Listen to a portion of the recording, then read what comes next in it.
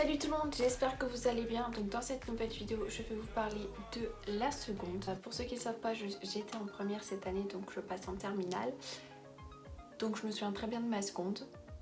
Donc souvent on apprend son entrée en seconde parce que c'est dans un nouvel établissement. Avant on était au collège, on connaissait bien les gens qui nous entouraient, bien les profs, enfin, on avait les mêmes profs depuis la 6e, même si ça roule. On était les plus grands aussi et là on arrive au lycée, c'est un autre monde, on redevient les plus jeunes. Tout ce que je vais dire là, ça s'est appliqué à mon cas, mais c'est pas pour ça que ça s'appliquera dans votre cas. Bien sûr, ça dépend des établissements, des profs, des personnes. Quand on arrive au lycée, tout le monde est dans le même cas. Donc le stress de ne pas savoir sa classe, de ne pas connaître les gens qu'il y a dans sa classe, c'est normal, mais tout le monde est dans le même cas que vous. Donc dites-vous que tout le monde est aussi stressé que vous. Tout le monde est un peu stressé, vous savez vous faire des amis, vous savez parler, donc à partir de ce moment-là, je pense que vous y arriverez.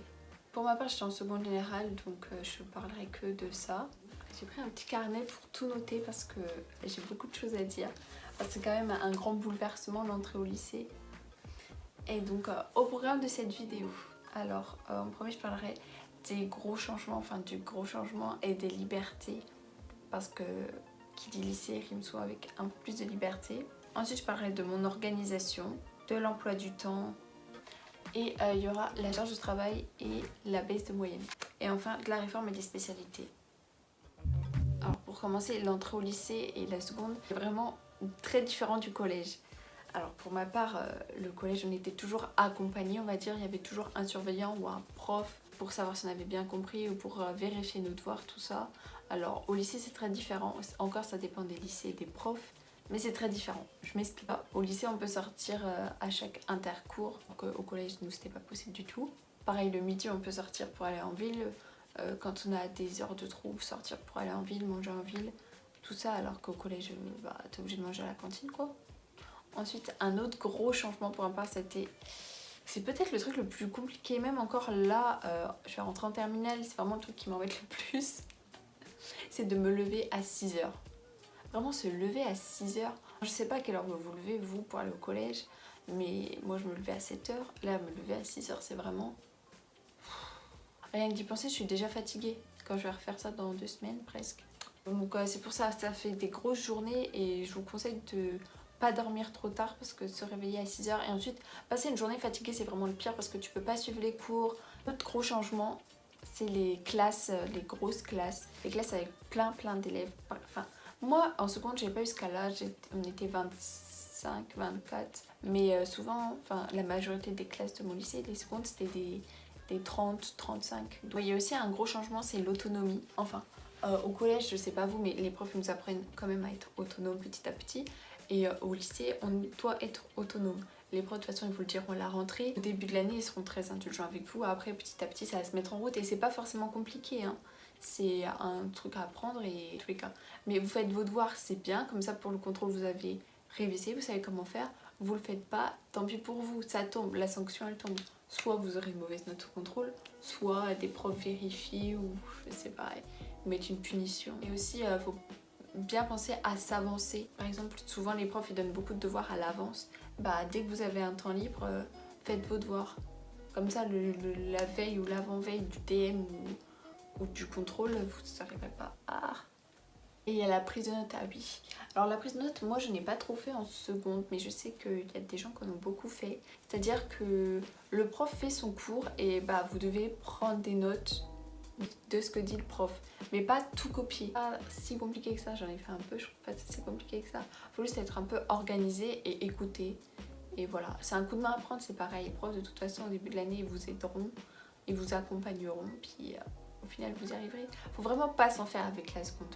C'est un gros changement au début, certes, mais vous allez voir, c'est comme tout, ça va se faire et après ça sera bien. Et enfin, j'ai noté en gros changement le français. Je m'explique. Parce qu'au collège, on fait du français, oui. Mais le français qu'on fait au collège, de dictée, de grammaire, d'orthographe, et j'étais vraiment nulle en orthographe, c'est ça qui me plombait toujours mes moyennes de français. Au lycée, c'est fini, c'est plus du tout comme ça. Au lycée, il n'y a plus de dictée, heureusement. Plus d'orthographe, de grammaire, ou très peu. Et c'est surtout de l'analyse de texte, analyse de documents, quelques commentaires de texte, on commence. Donc vraiment Le français ça va changer, je sais pas si vous ça sera meilleur pour vous ou moins bien. Donc ensuite, l'organisation. Alors moi mon organisation depuis la seconde, parce que j'ai gardé ça parce que ça me va très bien. Après mon organisation ne correspondra pas forcément à vous. À chacun de faire son organisation, mais je vous donne cet exemple parce qu'il fonctionne bien. Ma pochette avec mes feuilles et tout, tout est déjà prêt hein, pour la rentrée. Et mon trieur. Donc là je noterai toutes les matières, par exemple pas histoire, géo, bref. Et donc je prendrai mon trieur et ma pochette avec moi. Vous pouvez très bien vous passer d'une pochette puisque dans le trieur il y a des trucs pour mettre les feuilles.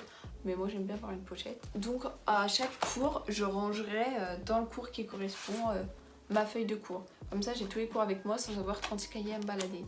Certains profs demandent des cahiers. Donc bah là vous achetez un cahier, c'est pas très... Pour cette organisation, bah, faut quand même être organisé. Moi je suis très organisée, limite psychorigide, donc ça me va très bien. Mais disons qu'il ne faut pas attendre pour ranger vos feuilles. Ah oui aussi quand je rentre chez moi, ben, je range mon chapitre dans un classeur. J'ai des gros classeurs à la maison, comme ça je ne me trimballe pas les classeurs. Juste trimballer les fiches. Sauf qu'il ne faut pas perdre ses feuilles, il ne faut pas faire n'importe quoi avec ses feuilles quoi. Sinon vous arrivez, vous avez une feuille sur deux du cours, le jour du contrôle c'est pas génial. Mais je pense que le trieur et tout, c'est le mieux. Souvent ils disent oui c'est toi qui te débrouilles et tout, mais non, souvent le prof il vous dit ce qu'il préfère.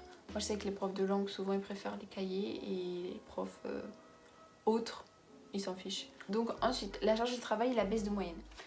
Enfin la baisse de moyenne, on en parlera après. Donc déjà la charge de travail. Par rapport au collège, oui il y a une charge de travail supplémentaire c'est sûr. Il y a plus, enfin ça dépend mais il y a souvent un peu plus de devoirs mais souvent c'est de meilleure qualité. Vous voyez ce que je veux dire?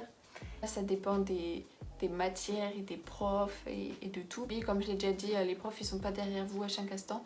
Après vous demandez, ils vous réexpliquent mais ça doit venir de vous. Donc oui il y a plus de travail mais franchement c'est largement faisable si vous vous organisez, si vous vous y mettez à l'avance et si vous tenez votre organisation sans baisser les bras.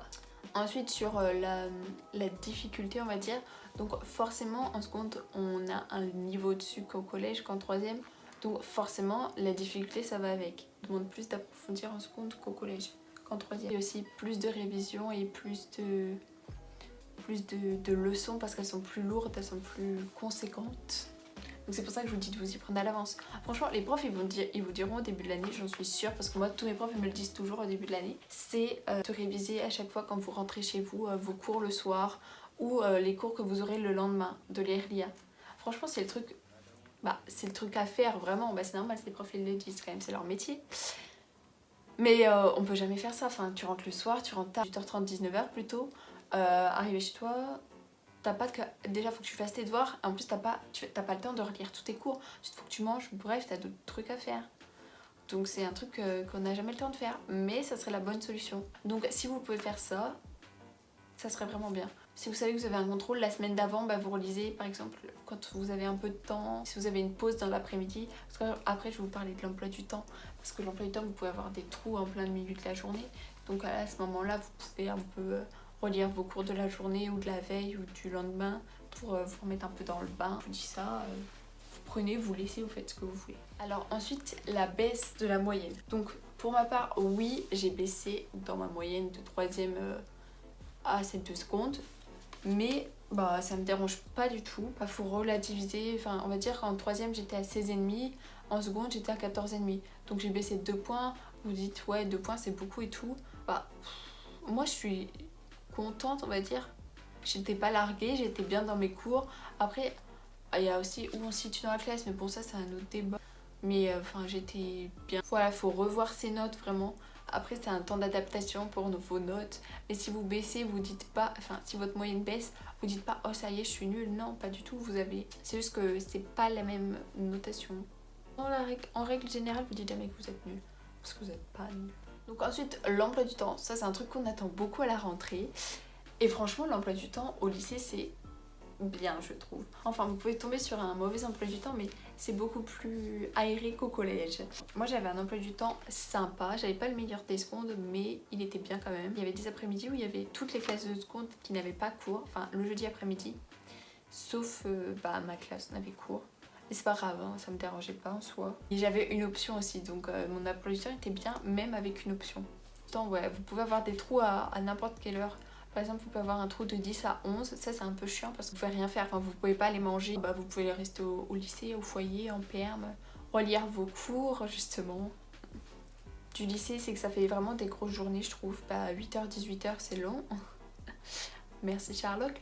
Mais ouais, 8h, 18h quand vous faites ça, généralement on fait pas ça tous les jours, on préfère ça je pense 2 fois dans la semaine en moyenne on va dire. Si vous pouvez commencer à 10h, enfin vraiment l'emploi du temps du seconde c'est très aléatoire. Mais quand vous faites 8h, 18h c'est compliqué. Des fois il y avait juste 1 heure pour manger le midi.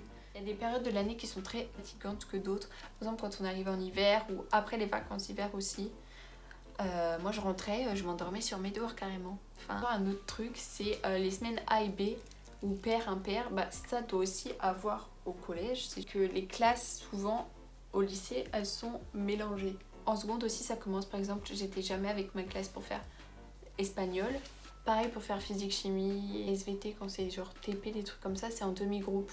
Bon ça doit pas trop changer du collège en fait. Juste habituez-vous à pas être avec que votre classe. Et enfin on va parler de la réforme des SP et aussi de la nouvelle matière, enfin des nouvelles matières. Bon je suis pas une pro là-dedans. Et surtout qu'il y a la réforme, donc peut-être qu'il y a des nouvelles matières que moi j'ai pas eu, mais je crois que si. Donc déjà il y a la SES que vous aurez forcément, sciences économiques et sociales.